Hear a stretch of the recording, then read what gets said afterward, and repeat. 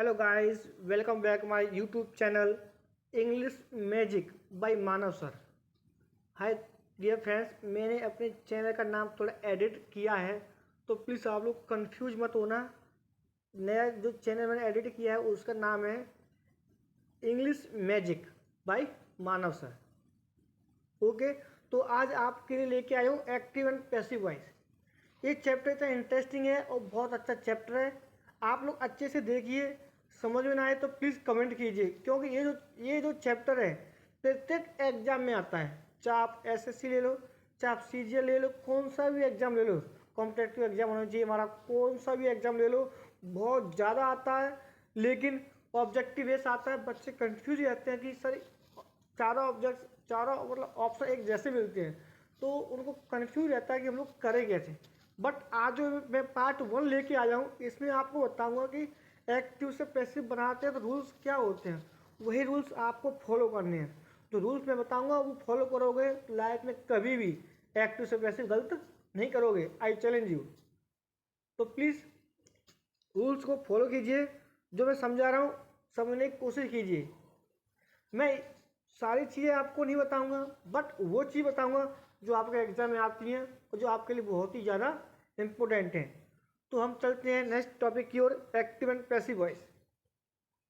Active and passive voice, first of all आप समझिए कि एक्टिव एंड पैसिव वॉइस होता क्या है। एक्टिव मतलब कोई काम किया, जैसे मैंने बोला मैं एक किताब पढ़ता हूँ, तो ये वाला जो मैंने बोला कि मैं एक किताब पढ़ता हूँ, ये होगा नॉर्मल, एक्टिव हो गया।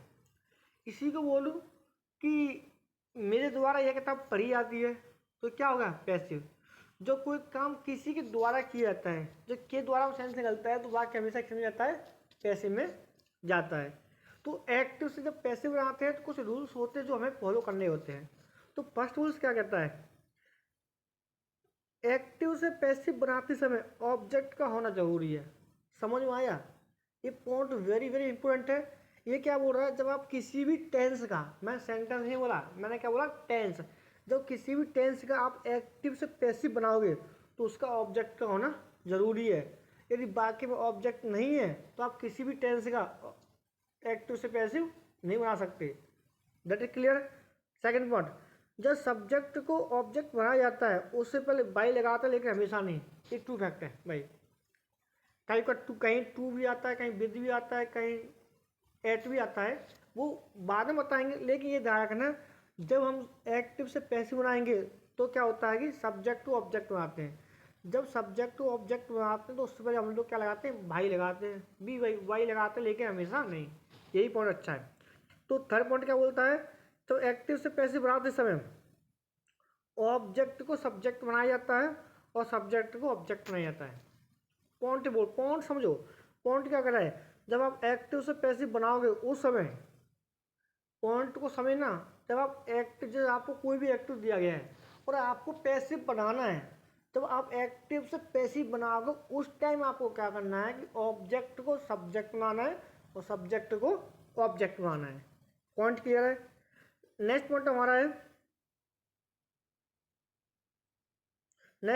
है एक्टिव से पैसिव बनाते समय टेंस की, मतलब कौन समझ में क्या बोल रहा हूँ, जब हम लोग एक्टिव से पैसिव बनाएंगे तो अगले टेंस की सहायक क्रिया लगाते हैं।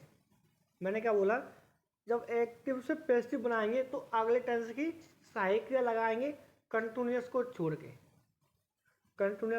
के, बस एक बार आप रूल्स को फोकस करो।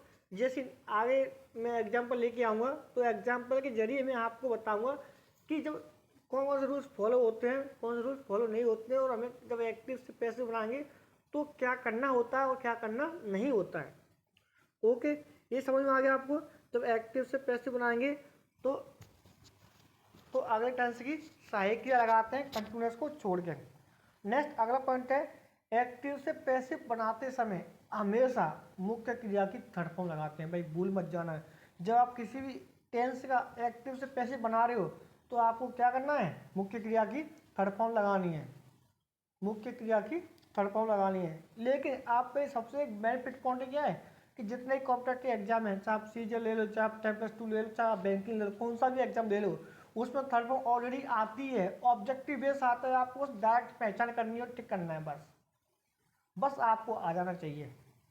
सेकंड पॉइंट, एक्टिव से पैसिव केवल 8 फॉर्म का बनता है। नहीं समझे? जब आप एक्टिव से पैसिव बनाओगे तो पैसिव बनाते टाइम केवल 8 वर्ब जो है यूज होती हैं। इन 8 वर्ब के अलावा कोई भी वर्ब यूज नहीं होती है, तो please don't be in doubt. जैसे कि 8 वर्ब कौन कौन सी होती है देखिएगा, is, am, are, was, were, be, been, being. ये हमारी 8 वर्ब ऐसी हैं जब हम एक्टिव से पैसिव बनाएंगे तब यूज करनी है।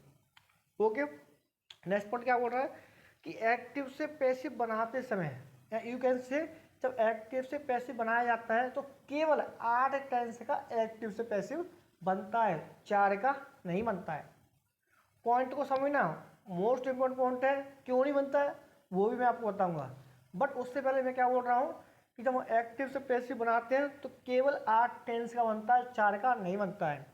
कौन कौन से 4 का नहीं बनता है? एक होता है प्रेजेंट का लास्ट वाला, प्रेजेंट परफेक्ट कंटिन्यूअस टेंस। एक होता है पास्ट का लास्ट वाला, पास्ट परफेक्ट कंटिन्यूअस टेंस। एक होता है फ्यूचर कंटिन्यूअस, एक होता है फ्यूचर परफेक्ट कंटिन्यूअस। एक 4 टेंस को छोड़कर सभी का एक्टिव से पैसिव बनता है। ओके, नेक्स्ट पॉइंट, ये सबसे जो मेन पॉइंट है, ट्रांजिटिव वर्ब का एक्टिव से पैसिव बनता है, ना कि इंट्रांजिटिव वर्ब का। 22 पॉइंट को समझने वाले समझ गए होंगे, नहीं समझे तो एक बार समझो। ट्रांजिटिव वर्ब का एक्टिव से पैसिव बनता है, इंट्रांजिटिव वर्ब का नहीं। ये कहना चाह रहा है कि ट्रांजिटिव वर्ब उसे कहते हैं जिसमें ऑब्जेक्ट आता है, ट्रांजिटिव वर्ब उसे कहते हैं जिसमें ऑब्जेक्ट आता है, इंट्रांजिटिव वर्ब उसे कहते हैं जिसमें ऑब्जेक्ट नहीं आता है। ऑलरेडी पहले पॉइंट में बता चुका हूँ, जिस वाक्य में ऑब्जेक्ट आता है उसी का पैसिव बनेगा, जिसमें ऑब्जेक्ट नहीं होगा उसका पैसिव नहीं बनेगा। तो आप डाउट में मत रहना। ये हमारे जो नए रूल जो है मैंने जो बताए हैं यही है हमारे मेन रूल है। जब आपको किसी भी टेंस का एक्टिव से पैसिव बनाओगे तो क्या फॉलो करना और कैसे करना है। ओके, रूल्स आप लिख लेना, अच्छे से समझ ना आए तो प्लीज़ आप कमेंट में बताना कि कौन सा रूल समझ में नहीं आया और कैसे फॉलो करना है। I will tell you. लेकिन मैं आपको डेफिनेटली बताता हूँ कि ये चैप्टर हमारे लिए वेरी वेरी इंपॉर्टेंट है, क्योंकि कौन सा भी एग्जाम ले लो बहुत ज़्यादा आता है, और ये आपको पता है कि कॉम्पिटेटिव एग्जाम के लिए एक एक नंबर बहुत तो महत्वपूर्ण होता है। तो सेम नेक्स्ट, अब रूल्स को मैंने आपको बता दिए, बट फॉलो कैसे करना है भाई वो आपके लिए समझना बहुत ज़्यादा ज़रूरी है। एज ए एग्जाम्पल मैं आपको समझाता हूँ कि करते कैसे हैं, कैसे करना होता है, रूल्स कैसे फॉलो होते हैं। फर्स्ट ऑफ ऑल मैं जैसे मैंने इस पहला टेंस लिखा है राम बीट्स में। क्या लिखा मैंने? राम बीट्स में। तो फर्स्ट ऑफ ऑल मैंने क्या बोला है, जब हम एक्टिव से पैसिव बनाते हैं तो क्या होता है कि ऑब्जेक्ट को सब्जेक्ट बनाया जाता है और सब्जेक्ट को ऑब्जेक्ट बनाया जाता है। इट मीन्स आपको ऑब्जेक्ट को सब्जेक्ट के स्थान पर रखना है और सब्जेक्ट को ऑब्जेक्ट के स्थान पर रखना है। समझ में आया? जैसे कि रखोगे कैसे, राम बीट्स मी, तो कैसे करोगे, राम में यहाँ कर देता हूँ, राम बीट्स मी तो मतलब पहले आई आएगा। जब ऑब्जेक्ट को सब्जेक्ट के स्थान रखोगे तो आई का सब्जेक्ट मतलब मी का सब्जेक्ट क्या होता है, आई, क्योंकि राम में सब्जेक्ट है तो यहाँ भी सब्जेक्ट आएगा, तो मी का सब्जेक्ट क्या होगा, आई, सब्जेक्ट हो गया आई, तो आपने आई लिख दिया। ओके, अब मैंने क्या बोला है, जब एक्टिव से पैसिव बनाते हैं तो अगले टेंस की सहायक क्रिया लगाते हैं। पहले टेंस पहचान करो एक्टिव वाला, तो टेंस किस में वो है, राम बीट्स मी, एस या ई एस किस में आता है, प्रेजेंट इंडेफिनिट में। अगला कौन सा होगा, प्रेजेंट कंटिन्यूअस टेंस। तो उस टेंस से सहायक क्रिया क्या होती है, इज एम आर। तो इज आता है एक वचन के साथ, आर आता है बहुवचन के साथ, और एम आता है आई के साथ। तो हमारा सब्जेक्ट क्या है, आई, तो हम लोग क्या लगाएंगे, एम। समझ में आ रहा है? नेक्स्ट अगला पॉइंट मैंने क्या बोला है, जब एक्टिव से पैसिव बनाते हैं तो मुख्य क्रिया की थर्ड फॉर्म लगाते हैं। एक लगा है बीट, थर्ड फॉर्म क्या होती है, बीटन। समझ में आ रहा है, बीटन। तो प्लीज आप लोग कंफ्यूज मत होना। ओके, तो आई एम बीटन, बीटन हो गया। जब सब्जेक्ट को ऑब्जेक्ट बनाते हैं तो मैंने क्या बोला, जब सब्जेक्ट को ऑब्जेक्ट बनाते हैं हमेशा बाई लगाते हैं, हमेशा बाई लगाते हैं, लेकिन कोई कंडीशन ऐसी होती तब नहीं लगाते, लेकिन हमेशा नहीं, मतलब मैंने रूल से ये बताया था। तो राम का ऑब्जेक्ट क्या होता है? बाई राम। राम का ऑब्जेक्ट राम होता है। नहीं समझ में आई? एक बार दोबारा देखोगे। फर्स्ट ऑफ ऑल आप क्या करोगे, ऑब्जेक्ट तो सब्जेक्ट बनाओगे। मी का सब्जेक्ट आई हो गया, आई टर्न सही किया, आई के अकॉर्डिंग एम आएगा, प्लस मुख्य third form be turn by Ram. Okay, next देखो, सी लव्ड हिम, तो कैसे करोगे? एम का सब्जेक्ट क्या होता है? ही। समझ में आ गया? लव्ड मतलब पास्ट इंडेफिनिट है, आई टर्न सही किया, वाज हमारा होती है कंटिन्यूस की, तो क्या आएगा? वाज, मुख्य थर्ड फॉर्म लव्ड, लव्ड हो गया। तो सब्जेक्ट को ऑब्जेक्ट बनाते हैं उससे पहले बाई लगाते हैं, मैंने आपको बताया था। और सी का ऑब्जेक्ट क्या होता है? यार क्या बोला? ऑब्जेक्ट तो सब्जेक्ट बनाएंगे, अल्टरनेट सहायक क्रिया, मुख्य थर्ड फॉर्म, तो सब्जेक्ट ऑब्जेक्ट बनाएंगे उसमें बाई आता है। सी का ऑब्जेक्ट क्या होता है हमारा? आर। कहीं डाउट? Okay good. तो नेक्स्ट पॉइंट हमारा है, जैसे लिखा है I do not read a book, same वही है, ऑब्जेक्ट तो सब्जेक्ट बनाएंगे, अ बुक। समझ में आ गया? अब जो ये नेगेटिव है, जब एक्टिव वाला नेगेटिव होता है तो पैसिव भी नेगेटिव में ही बनेगा। तो आ बुक हो गया, या डू नॉट है तो आ बुक के अकॉर्डिंग इज नॉट आएगा, क्योंकि टेंस हमारा प्रेजेंट कंटिन्यूअस है। मुख्य के थर्ड फॉर्म रेड बाई, और आई का ऑब्जेक्ट क्या होता है हमारा? मी। समझ में आ रहा है? अगर ना आए तो प्लीज़ आप पूछ लेना कि इसमें कौन सा पॉइंट जो आप समझ में नहीं आया। ओके, अब नेक्स्ट पॉइंट हमारा, जैसे अगला है आई was doing their work. Okay, आज पॉइंट को देखो, आई वाज डूइंग देयर वर्क, इसमें भाई पूरा ऑब्जेक्ट माना जाएगा। मैंने आपको ऑलरेडी जब प्रोनाउन में बताया था कि जब जब ये हमारा क्या है? पजेसिव केस है, मत संबंधवाचक है। संबंधवाचक के साथ क्या आता है? हमेशा नाउन आता है, ये अपने साथ नाउन लेके चलेगा। ओके, तो ये पूरा एक साथ आएगा, तो क्या है? सब्जेक्ट क्या बनेगा हमारा? देयर वर्क, ना कि दे वर्क। कुछ बच्चों को डाउट हो जाता है, बेचारे कंफ्यूज रहते हैं कि क्या करें क्या नहीं करें। तो ये हमारा क्या पूरा ऑब्जेक्ट हो गया, तो ऑब्जेक्ट सब्जेक्ट में आएंगे तो सेम देयर वर्क आएगा। अब समझो ये टेंस कौन सा है? पास्ट कंटिन्यूअस है। तो ये ध्यान रखना, जब कोई भी टेंस हमारा कंटिन्यूअस में है, मतलब फ्यूचर कंटिन्यूअस को छोड़ के, जैसे हमारा प्रेजेंट कंटिन्यूअस और पास्ट कंटिन्यूअस टेंस, जब ये दोनों हमारे पास्ट चाहे फ्यूचर, चाहे हमारा प्रेजेंट कंटिन्यूअस हो चाहे पास्ट कंटिन्यूअस हो, ओके, जब कंटिन्यूअस टेंस का हम कैसे बनाते हैं तो कंटिन्यूअस का कंटिन्यूअस में ही रहता है। जैसे कि देयर वर्क, अब देयर वर्क क्या सिंगुलर है तो वाज आएगा, लेकिन कंटिन्यूअस हम लोग क्या लगाते हैं? बीइंग, क्योंकि यहाँ आईएनजी आया है डूइंग में, तो आईएनजी क्या कर हमें हटानी पड़ेगी। तो डू का क्या आ जाएगा? I was, sorry there work was done, sorry मैं गलत कर गया, वाज का आता है बीइंग, मैंने क्या बोला?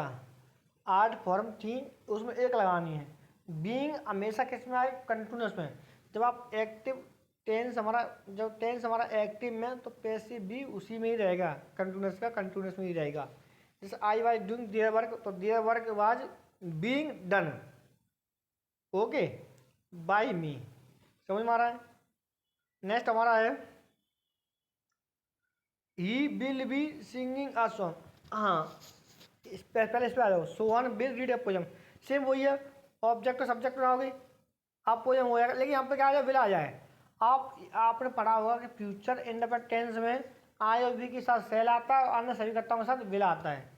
लेकिन ये कभी कभी चेंज भी हो जाता है, वो बाद में बताएंगे। पहले जो एक्टिव और पैसिव देखो, ऑब्जेक्ट को सब्जेक्ट बना दिया, सब्जेक्ट हमारा अप हो जाएगा तो विल आएगा, प्लस बी ई आएगा, मुख्य थर्ड फॉर्म रीड बाई सोवन। क्लियर हो गया?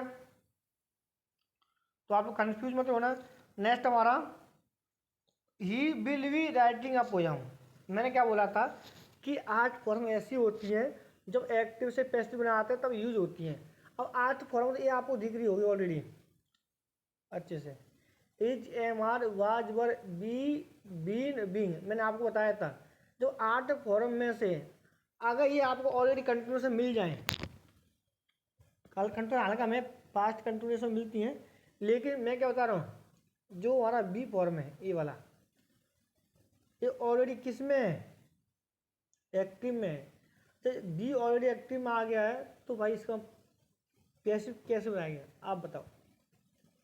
अगर यहाँ बी नहीं होता, ओनली फ्यूचर इंडेफिनिट होता तो बन जाता कि आप पोयम बिल, आप पोयम का हो जाता will be written by him. लेकिन बी की वजह से क्या है कि हमारा पैसिव नहीं बनेगा। ओके, तो ये एक आज मैंने सिर्फ ये बताया कि एक्टिव से पैसिव बनाते क्या है, रूल्स क्या होते हैं। ये रूल्स आपको फॉलो करने हैं, समझने हैं। तो फर्स्ट पार्ट में सिर्फ इतना ही लेके आया था कि मैं एक्टिव से पैसिव कैसे बनाते हैं, कौन कौन से रूल्स होते हैं जो हमारे अप्लाई होते हैं।